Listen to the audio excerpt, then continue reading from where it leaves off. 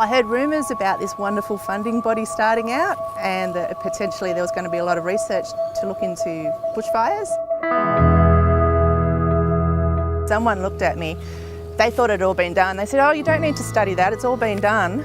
And then sure enough, there'd been no work done in South Australia on the topic, which was where I was based at the time.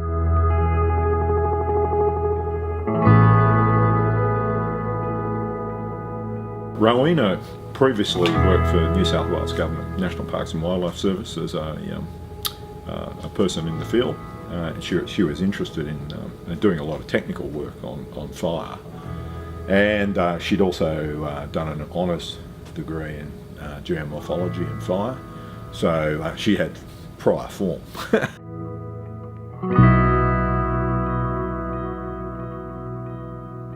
When the bushfire CRC began, there was an issue amongst the fire industry in that not everybody had the culture of requiring research to provide knowledge for evidence-based policy.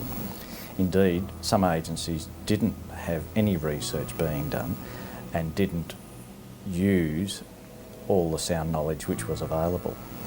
That was a huge exposure to the industry. There were differences in practices and procedures and policies.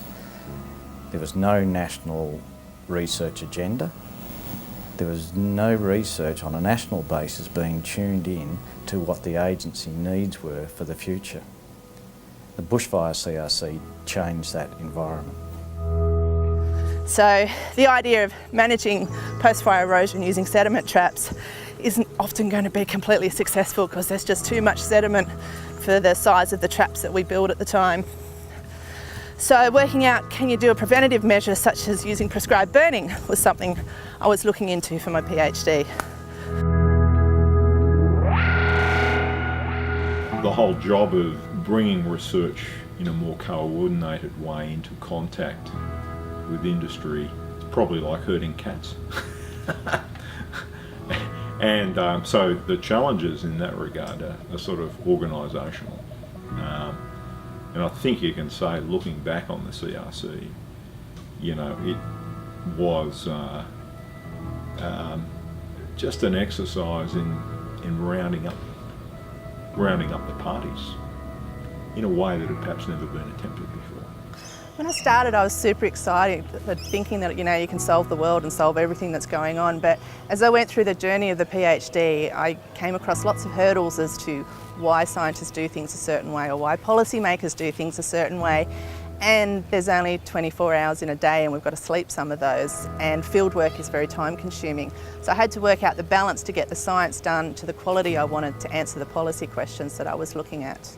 Through their presentations at conferences and workshops, they were able to gain their own confidence about what they're doing. Through the education was provided through the bushfire CRC, the training that was done to help them in presentations, they were able to get up full of confidence and be seen as equals amongst a lot of friends and provide their sound knowledge into the industry. If it ends up in our water reservoirs, it alters the water chemistry and you can end up getting blue-green algal blooms, a change in the colour, the taste of the water, which the public don't like it and the water authorities have a hard time to deal with their water. She doesn't want to do anything that's irrelevant, or she perceives to be irrelevant.